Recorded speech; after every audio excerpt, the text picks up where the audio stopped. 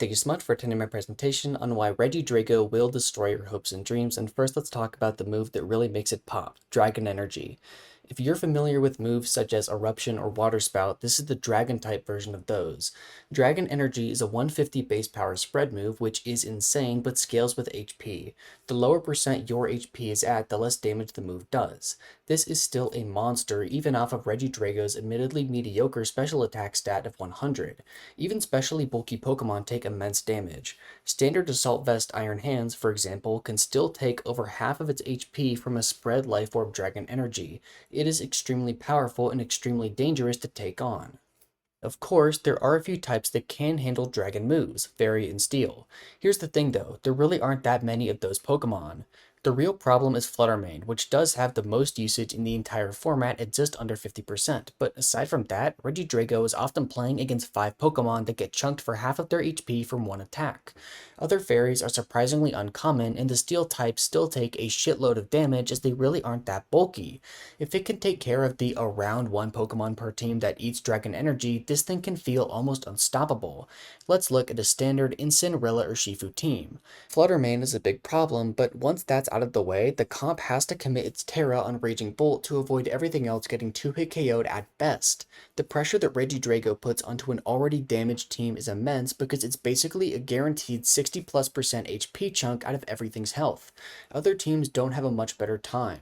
The Roaring Moon Landorus cores get hit very hard and don't even have Flutter. Trick Room teams often have to use Tera Fairy on their setter to avoid it getting knocked out early, and Dondozo's boosts don't stop the onslaught. The other parts of Regidrago sets make it even harder to beat. Draco Meteor is another extremely powerful move, this one staying strong even at low HP while also dodging the admittedly rare Wide Guard. When you need a one-time delete button, Drake does the job. Tera is where it can patch up its Fluttermane problem, as Steel allows it to resist fairy moves while gaining access to Tera Blast, which has the potential to knock it out in one hit.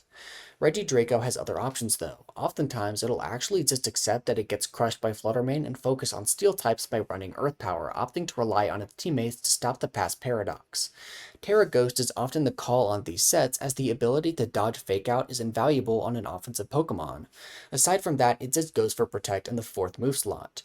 Regidrago's supportive move pool is more shallow than a puddle on the sidewalk, it just gets no moves that provide value over coverage. Of course, Regidrago's teammates are vital to making it work. With how easy it can be to pick off with the most common Pokemon in the format, players stack their team with stuff that beats it. The easiest way to do so is by running Tailwind, which all good Regidrago teams do. Yes, 80 speed is enough to outrun some key threats like Slow Rillaboom and Incineroar, but the fast Pokemon of the format are too quick.